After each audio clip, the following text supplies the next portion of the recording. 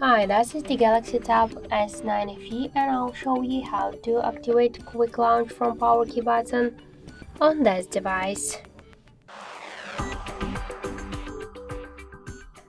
So now let's open first the settings app,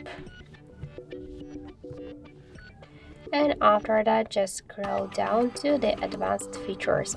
Click here to side button, and just to activate Quick Launch from Power Key button by double press the power key, we should click to the switcher to activate this option, and now we have selected here Quick Launch camera. Let's press twice to the power key now. So as you can see, the camera app successfully enabled. If you wanna turn it just off, you should click to the switcher by the same way, and that's it. So thank you for watching, and if you like this video, leave thumbs up and subscribe our channel.